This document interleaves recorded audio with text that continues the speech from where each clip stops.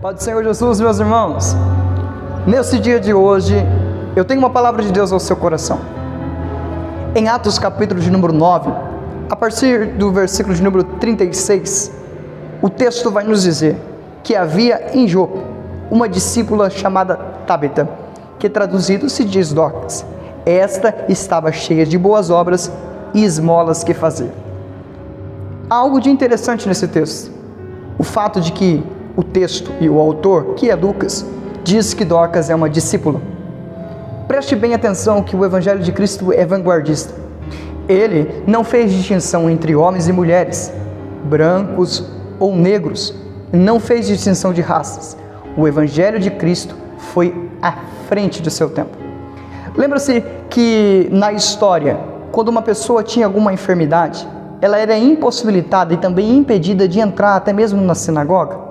Quando Cristo vem ao mundo pregando o seu evangelho de boas novas, ele vai até as pessoas que não poderiam entrar na sinagoga. Ou seja, se eles não podiam entrar na igreja, a igreja ia até eles. Cristo é a igreja, Cristo era a igreja. O evangelho de Cristo Jesus agregou mulheres, agregou homens, foi sim, além do seu tempo.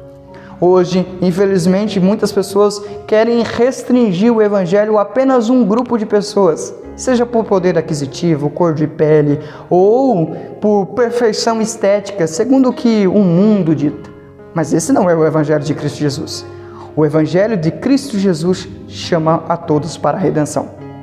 E é esse evangelho que certa feita vai chegar em Jope, em uma cidade que anteriormente foi palco de uma história fenomenal, que é a história do profeta Jonas.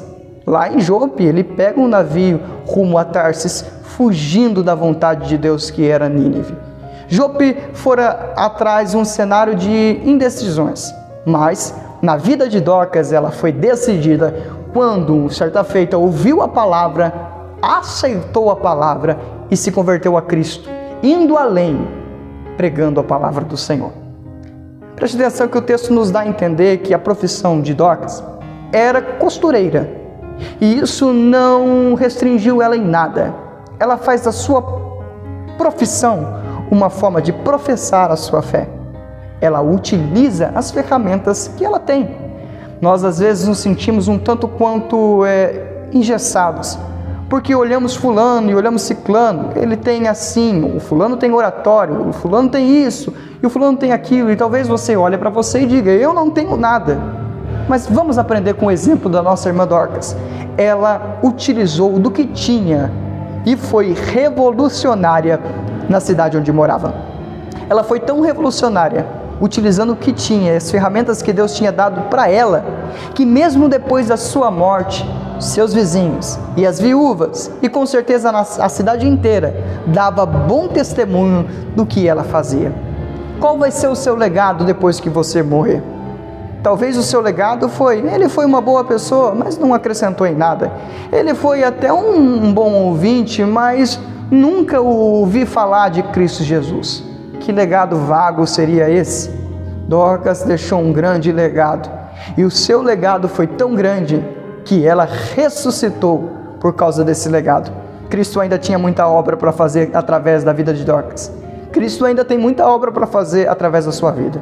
Então fica a dica nesse dia de hoje. Utilize o que Deus te dá. Utilize o que você tem nas mãos.